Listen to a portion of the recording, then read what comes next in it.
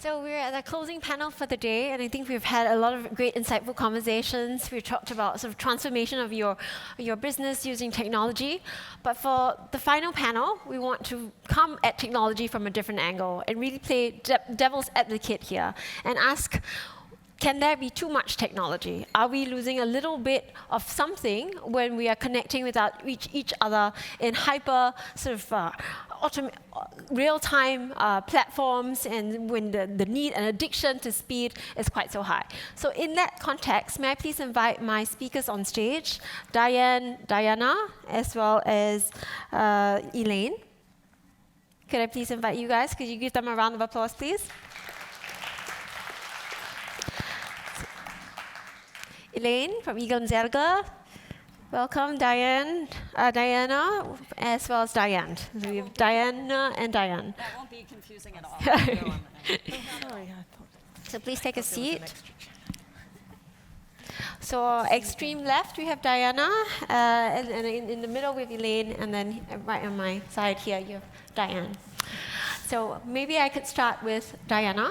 I'm a little bit worried about the addiction that we have to speed, in that we want everything in real time, we want on-demand entertainment, we want emails to be responded almost immediately. In the work environment, are you worried about addiction to technology and addiction to digital technology? And how do you think about balancing that and making sure that employees still are engaged, but they also have a life outside of work? I think my kids are worried about my own addiction to technology sometimes, and I think that we can't do our best work if we're always distracted, and that's what you see in the workplace quite a lot, where we're responding to technology and to the distractions at work in a way that's not particularly productive, that is not allowing us to work with other people in a great way. So in that sense, I'm worried. I'm worried that most of all that employees, haven't really adapted to it in a way. They haven't really thought about the boundaries for themselves that they would like to have with technology. And managers and companies haven't thought very much about it in terms of how much technology is too much. What are the diminishing returns to having ever more technology enablement in our companies? And is there a time when it's just not the right time to enable ourselves with technology? And you've recently written a book a lot about agility and innovation. Is that in the context of the new technology, the new world that we're seeing, or is there something more to that agility and innovation for the 21st century? I think I'm really pro-technology, and a lot of the work that I've been able to do has been facilitated with collaboration across borders via technology. And agility to me it's not agile in the tech version of it. It's really about mindset, and it's about the ability to be resilient and to adapt to new things. And part of that is technology, part of it is globalization, it's distributed work, it's longevity. We talked about diversity and inclusion at the last panel, and an interesting aspect to that is, maybe it's different now, but you may not change your gender, but the millennials will at some point be seniors. We are always changing our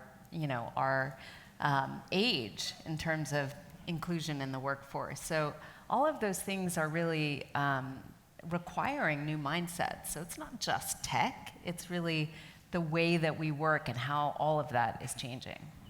And Diane, maybe if I could come to you, I've talked about sort of this addiction to technology, and actually Google's enabling that, because every time we have a question, we just whip our phones out and we type the question in, and Google gives us the answer. So if we imagine a world without Google, that would be horrific as well, because productivity would definitely plunge to the ground. In your role, you lead G Suite at Google Cloud. How do you use these tools to help people be more engaged in their work, but also think about how do you make sure that they're productive at the things that they do? So being able to balance that. Yeah, absolutely. I think this question of how do I think about always on, which isn't actually a phrase I personally love. How do I think about making sure that when I'm doing work, I'm actually being productive in that time? And so I'm going to break that down into 3 key buckets to answer your question. The first challenge I place when I meet with C-level executives across the world is if you're giving your employees the tools that they've always had and you're asking them to innovate and think differently, why do you think they would actually do anything different? You've literally asked them to work the same way they always have, and then you're like, oh my God, the company needs to grow, we need to enter new markets, we need new products. But by the way, as a company and as a culture, we're not going to change how we work. So that's point one, which is thinking about how your technology drives the innovation that happens in your company. The second point that I want to make here is about productivity. And so I love these yes/no placards that are on the table. Does everyone have one? Yes.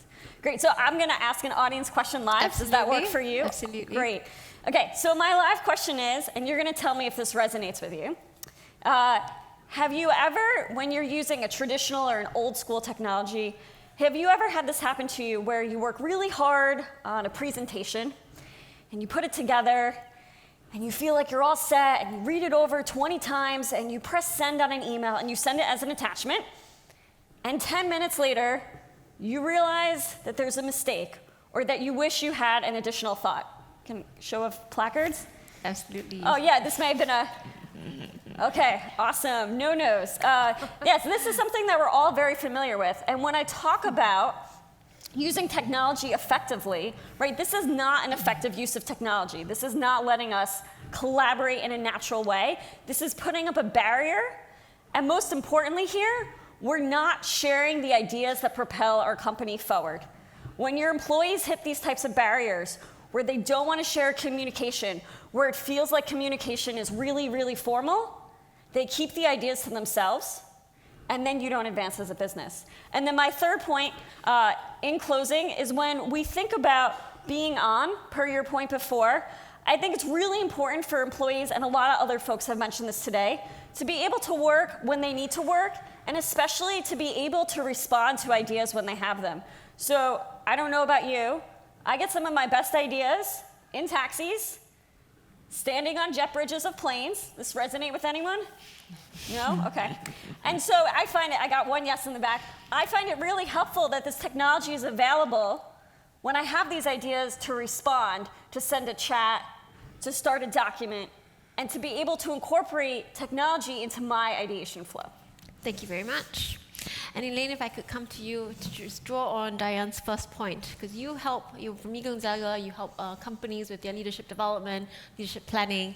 And in Diane's first comment, she mentioned that the business leaders want the business to grow, but are not giving sometimes the tools or new ideas or new frameworks to help the business in that direction. In your role, you obviously consult many of these CEOs.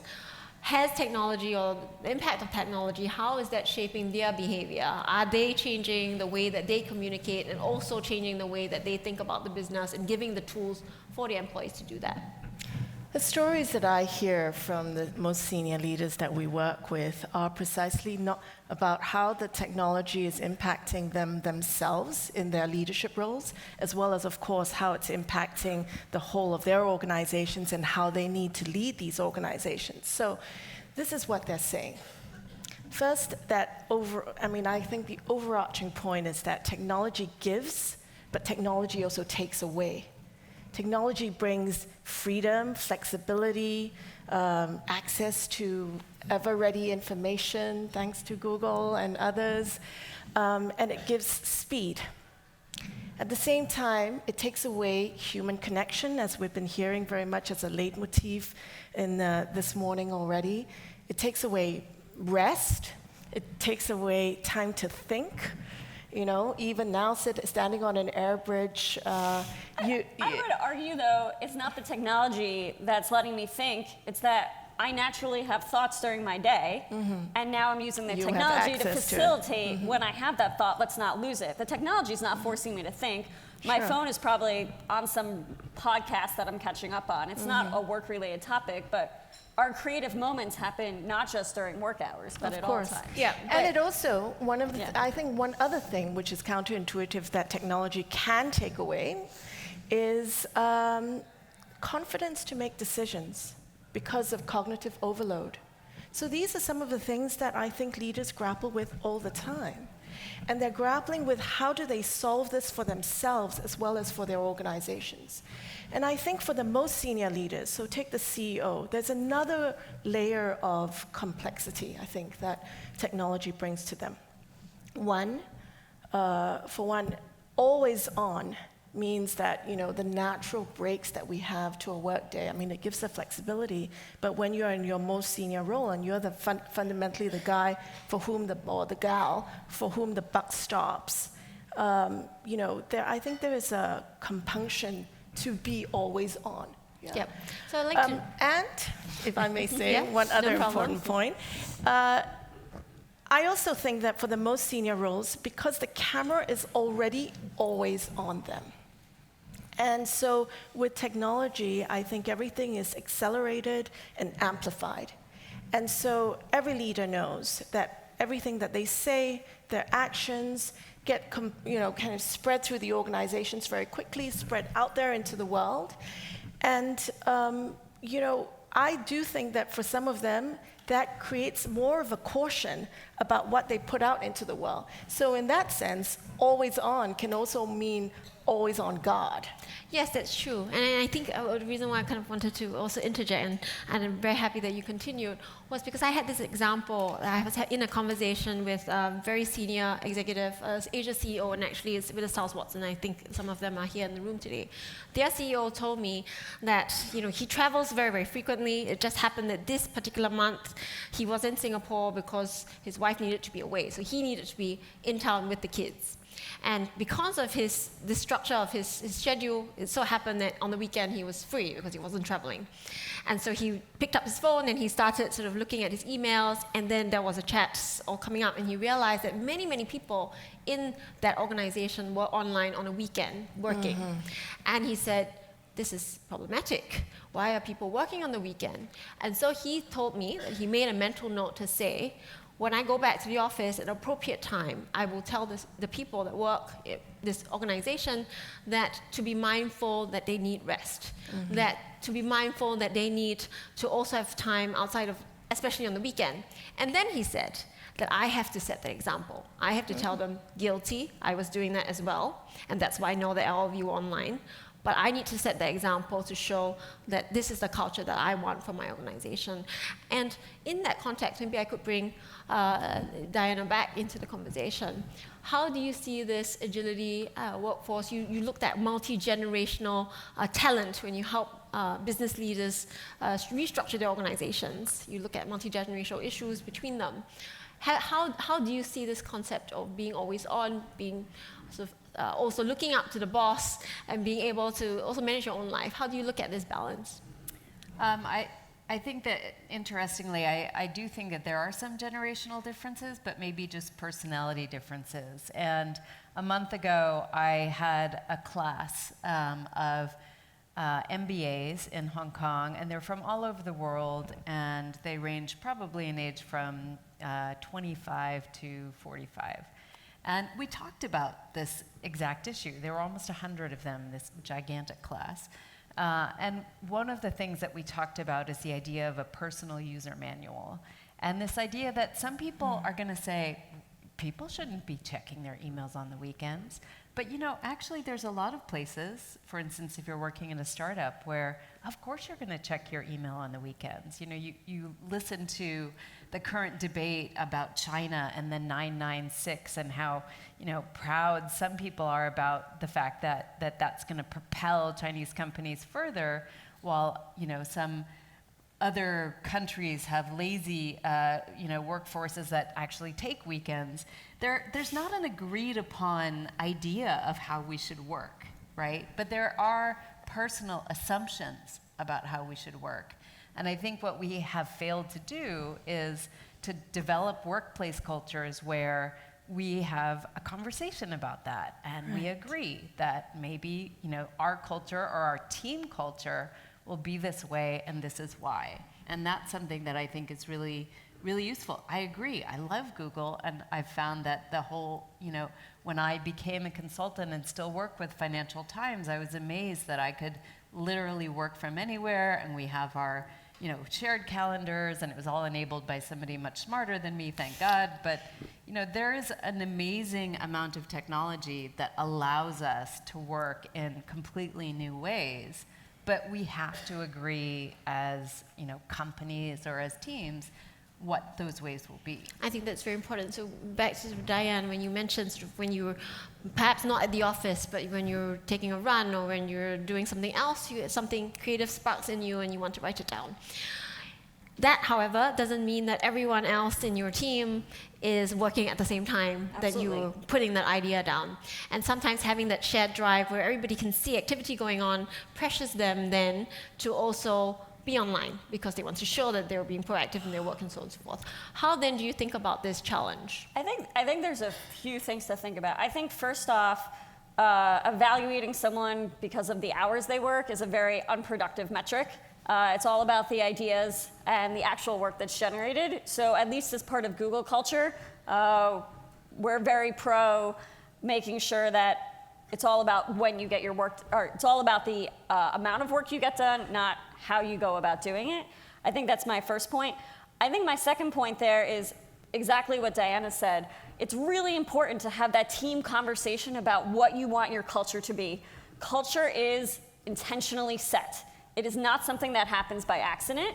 And so if you want to have that intentional culture, as part of that conversation about how are we going to engage as a company, what are our values, one of the components of that, absolutely onto Diana's point, is what are the work expectations? And so people know when I'm on a run and I have an idea, the whole way it's framed is very, I just had this idea, it's super random, we can talk about whenever, but it made me really excited, and maybe it makes you excited too, but I know it's nighttime, and go have fun with your family, right?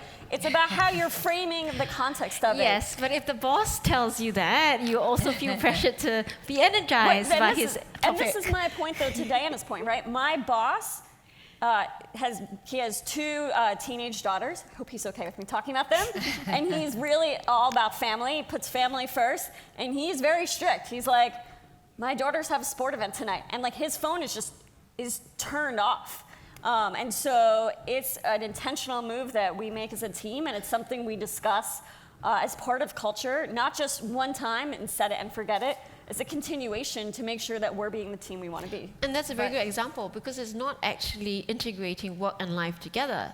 In your example, he set a specific time to say, I'm off work. I need to focus on my family life. Nothing to do with work. It is not sort of being able to go to the football match and also kind of have a meeting at the side. And that's what works for him versus we have actually very different working styles. And so it's really great that we can both be productive and be good teammates together. I think that's really key because one of the people that I was speaking to had designed their entire workplace culture.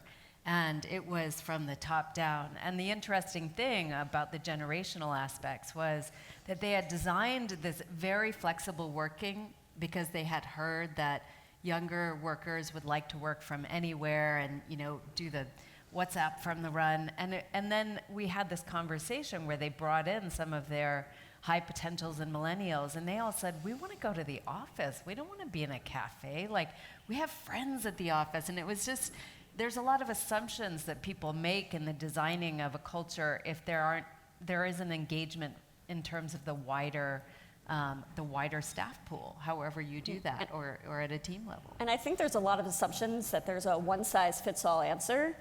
On the team that I work on at Google, this team of executives, we all work very, very, very differently. I am probably the most mixed with my phone being on just because my personal life has me traveling, my work life has me traveling quite often. And so I mix in personal when it fits well for me. So if I am at home and I want to meet a friend for an early dinner, I'm very comfortable doing that because I know I'll catch up later on or be in the loop. I also have coworkers who, for family reasons and other reasons, they just want a more structured schedule, and people all on the spectrum. I think it's really, really important that when you're setting that culture, you're not making any assumptions about the way that someone likes to work or that one way is better than another. At the end of the day, if the employee is productive, if they're creative, and if they're being a good teammate, that's all that really matters. Thank you very much for that, because it's very important. Not making assumptions about how what works for you works for other people. And maybe, Elaine, from your experience as well, when you talk to the senior executives, how are they projecting, or what kind of example are they setting to, or do they take this into account? Do they also understand that, I know I'm generalizing here, but maybe from the market, are they understanding that each individual has its own way of working? How do they communicate that? Or is that total chaos? I think it's moving more in that direction, right? I think people, because the leaders see the impact on themselves and their need for using technology and finding their way, this new way of working. And they see it also for their teams. But I think the main thing that is still the work to be done, as it were, in developing good organizations in this context is creating space. I think that, the New York Times has this column called Better Humans, and I love that title, right? Because somehow in all of this, like creating better systems and better processes, are we also putting the same emphasis on, how do we upgrade our own internal technology?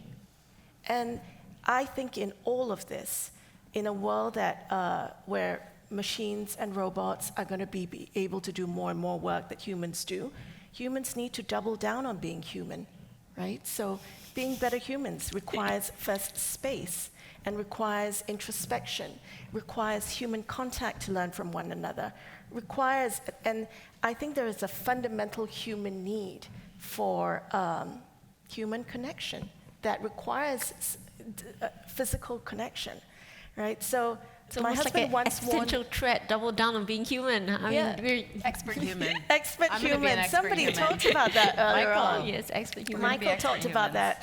So,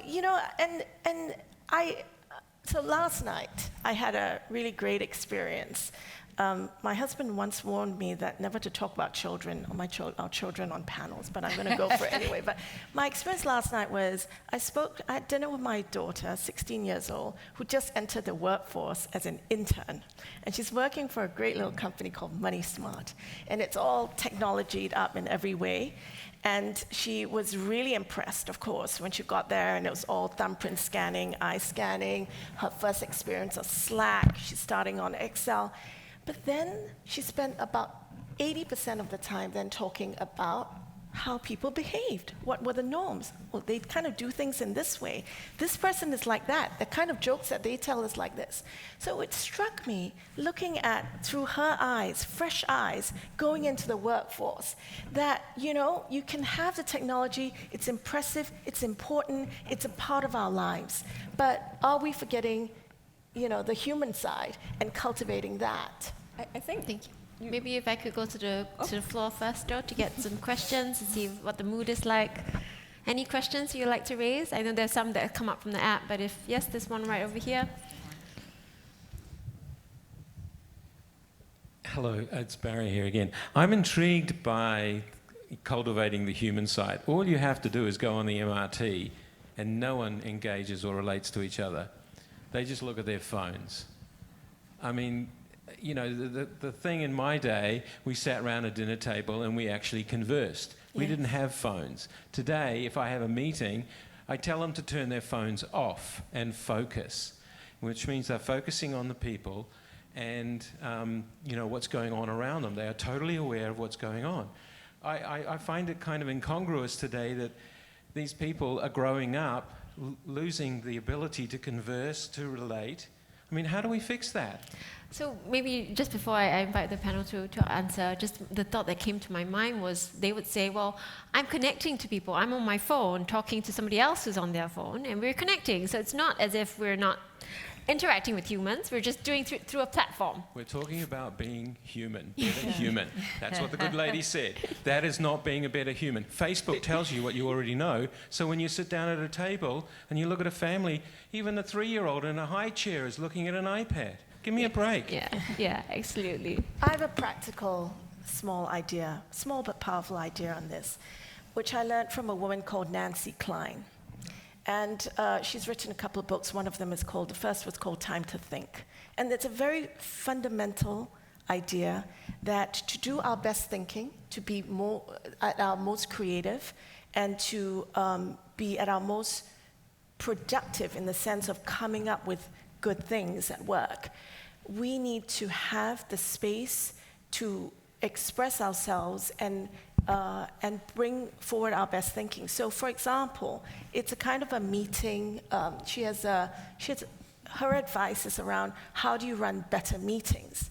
And apart from putting away your phone, the simple idea of two things: eye contact and not being interrupted. How simple is that? And yet, how many meetings actually practice that discipline? And we've started doing that in our team, and I see the difference. And I tell everybody about this work because it sounds at some level so basic, and yet it's so fundamentally and so compelling. Any other questions? Yes, the gentleman beside. Barry. I have the mic with me, so. Your name, please, and organization. Yeah, most of the delegates here are mostly familiar with technology, so it's almost a converted congregation here. So what advice would you give, what message would you like to give to those outside of this room who are maybe technologically less savvy in meeting what the future of work? If there is one message. So I'd love to take that question. And I'd say for all the technology savvy that's in this room, the one thing that I experience quite regularly, especially when talking about G Suite. So for those who don't know, G Suite is the set of productivity tools that Google bundles for companies to use. So things you're familiar with, like Gmail, Google Docs, Sheets and Slides, Hangouts Chat, et cetera. So the one thing that I commonly experience is I ask companies, what are your top technical initiatives for this year? I'm talking to their IT team or their CISO or CIO. And they say, oh, we're going to upgrade our infrastructure and our networking and some other things. And I ask them, do you have a specific plan for your productivity tool? And what they say to me is, oh, well, what we used last year is fine. We'll probably use the same thing again. I don't really have time to look into it. And so what I say to this room, and my challenge is to have the same intentionality about the productivity tools you're bringing to your workplace, especially given today's conversation about culture, about creating the types of meetings you want to create, that you do with any other purchase. Because what I too often see is that there isn't that intentionality behind it. It's being left up to individual employees or teams to find their own tools to bring in. And unfortunately, IT is in a position to lead the charge, but isn't taking the reins in that. So not exactly an answer to your question, but an important point. I think you're talking about people who might not have access to technology, is that right? Or maybe less familiar. Maybe they do not have access to G Suite. I was wondering whether... Oh, I'm sorry, I misunderstood. Okay, I feel bad Diana now. has a response. Well, I'm not sure I have a great response, but I study a lot of that because at the end of the day, the future of work is about society, and there are a lot of people without technology for whom technology will really massively transform. So one of the, given my interest in technology when I was in Mongolia in the Altai Mountains, we talked about with one of the nomads there, what do you think about technology? Is it destroying your environment? Is it destroying? And he said, we don't think technology is good or bad. We're excited we have trucks. I mean, that was technology for him.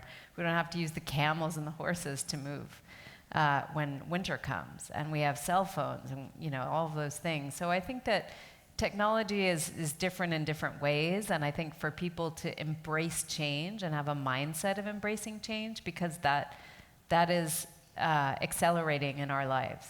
And it's not just because technology is coming, it's because of some of our global issues of climate change or inequality. A lot of those things are things that people will have to be more resilient for. And having an adaptive mindset, I think, is as important as knowing which technology to use when, or embracing technology to be even more productive at that high level that we're talking about in this room.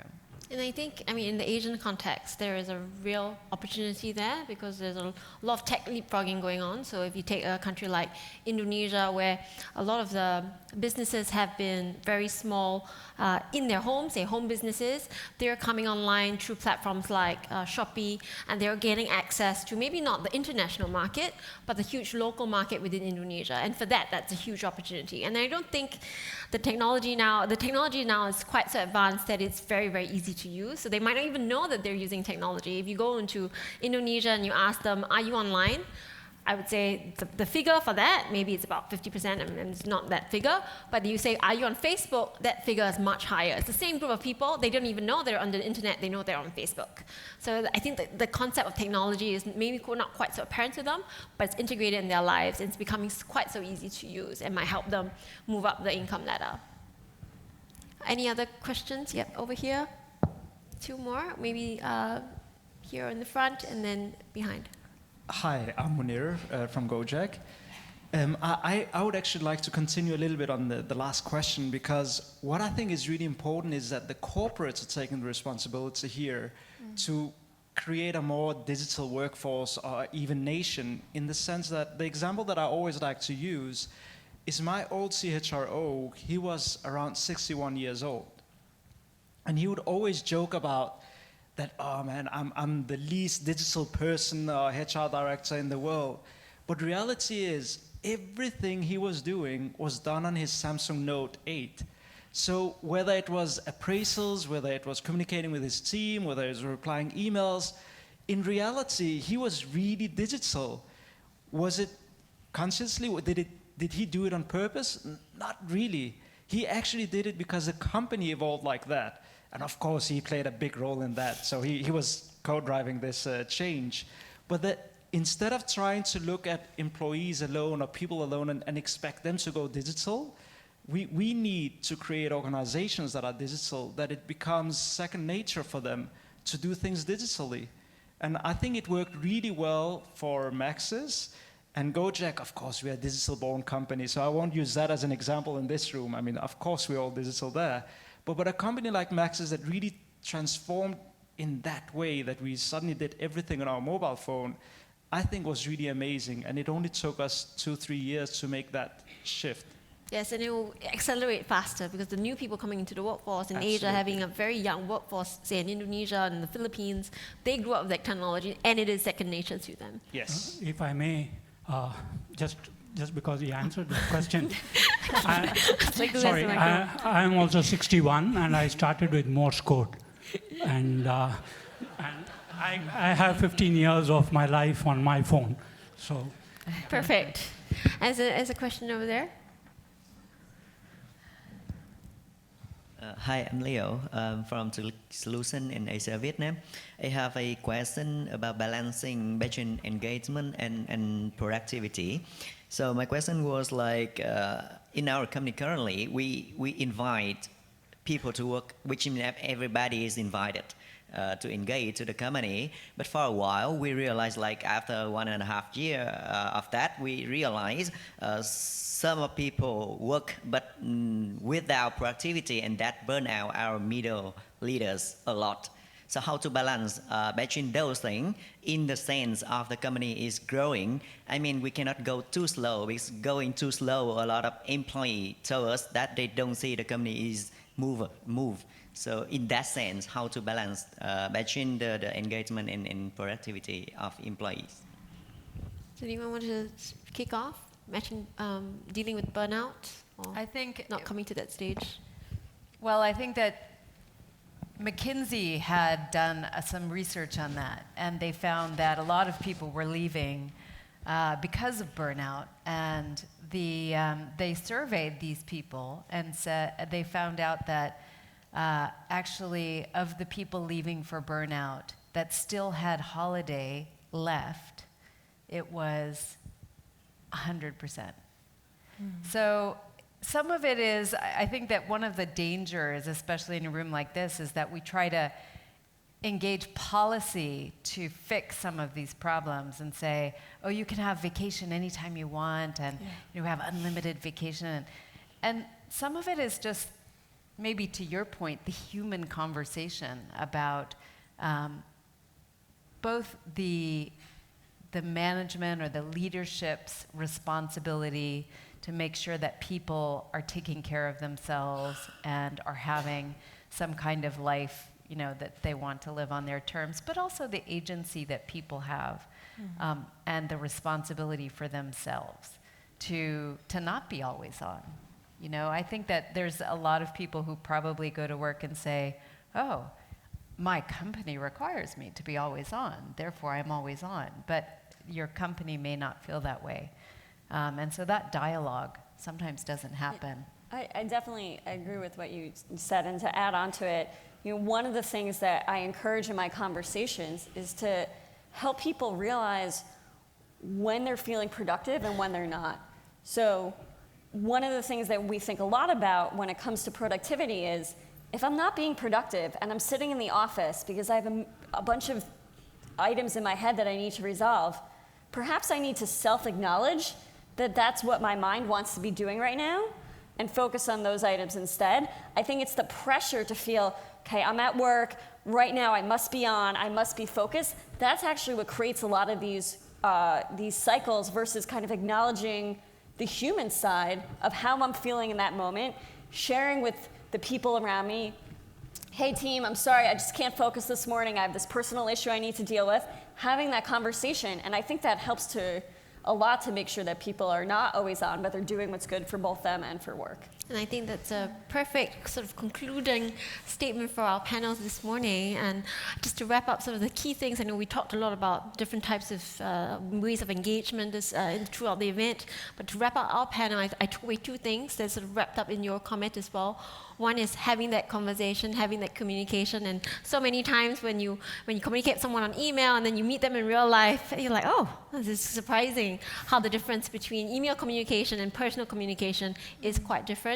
And the second thing, sort of individualized approaches towards burnout or towards, so how do you conduct your work, how are you productive? So an individualized approach and having conversation about that is very important. So with that, I'll conclude my panel, and I'd like to invite you guys to give a hand to sharing our time today.